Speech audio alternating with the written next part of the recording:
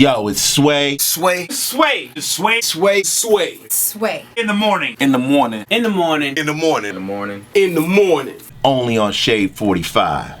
Wake your fuck ass up. Yeah. Bitches. Rocko. Yeah, Sway in the morning, Shade 45. Man, I always want to have a conversation with you because I feel like I'm a what you call in a good way. I'm a culture vulture. I like to find out about the culture of where somebody comes from, and Atlanta has always been interesting to me. Ever since I first met the Dungeon family years ago, and I met Goody Mob, I met Outkast, and it just had a certain appeal to it that was different from any other place, different from Houston. Yeah. A lot of times people like to clump Houston and Atlanta together when they're two different things. It's like when people try to put L.A. and Oakland together. Yeah, two different worlds. Two different worlds. Yeah. And you've been really responsible for, a lot of the momentum that's been felt on Atlanta in the past year or so. Maybe even 2 years, because it took a while to start building. A couple years now. It's been more than 2 years now. But you got Future under your belt, right? That's my brother. How did that happen? How did you guys connect? Well, he came to my studio probably like 2004, something like that. Damn. 2000, maybe like 2003, something like that. I was working with the Franchise Boys at the time. Remember, they had the white tee, and I think they liked me and stuff like that. And I was working with them, putting their album together and stuff. And Future came to the studio with them, and I just picked up on his swag. He was a cool dude, and I took a liking to him, and I took him under my wing, and he's been with me ever since, Like even when I did my first deal with Def Jam, and I went and met with L.A. Reid, I brought Future with me, and I took him in the office with me, and I sat him down right next to L.A. Reid. L.A. Reid was like, man, who is this guy?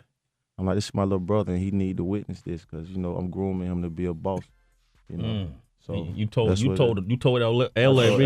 a boss that you're grooming him to be a boss. Yeah, that's dope. Oh man, that's crazy. Now and that's how your relationship with LA Reid started. Now you over A1 is over at Epic with LA. Exactly. All right. At that time, did you have it in your mind that Future would be as big as he's become? Future is not even as big as he's gonna be yet. I knew. I knew that he was going to be a mega star, and I believed in him. And he told me, he was like, bro, just believe in me, put me in the studio, and I promise I'm going to never leave out, and that's what he did. He kept his word, you know what I'm saying? Mike Will called him a poet, right? Yeah. And then we had our hottest MCs list, and he made in the top 10, and it probably was one of the most controversial responses I ever seen from an audience because Future came in at number 9. And I remember hitting him afterwards saying, hey, man, just keep hitting these dudes with these hits. Oh, yeah. And you make these non-believers believers.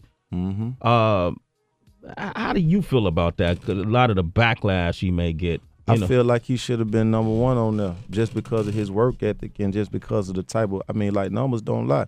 Look at the chart. Like, sneak a peek at the chart, like he's probably on 3 of the top 10 records,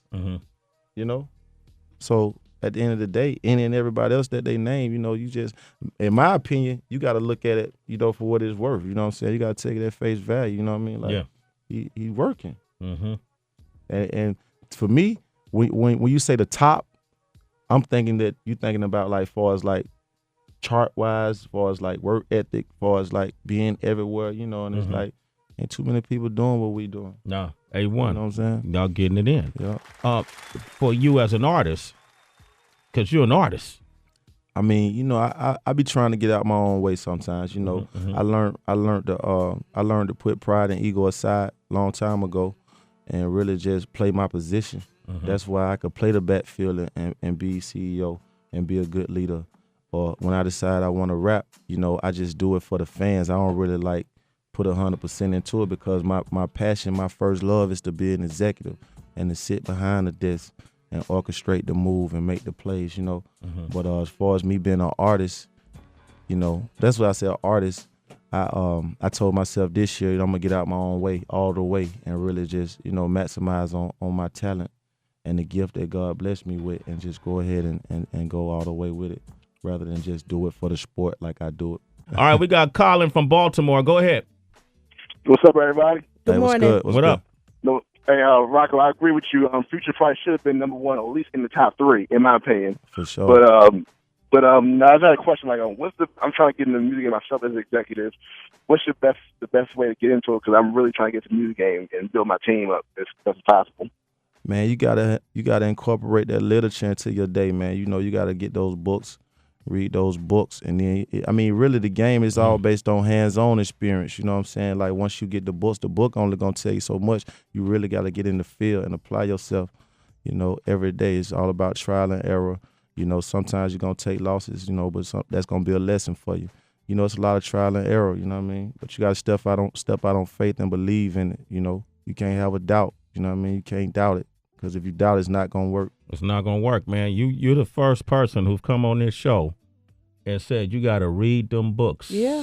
Man, I commend you, man. You just won a forever pass with me right there. That's what's so I appreciate that, bro. You got to take that energy and take that information in. We got Rocko here, 888-742-3345. It's Sway in the Morning. It's Sway in the morning, only on Shade 45.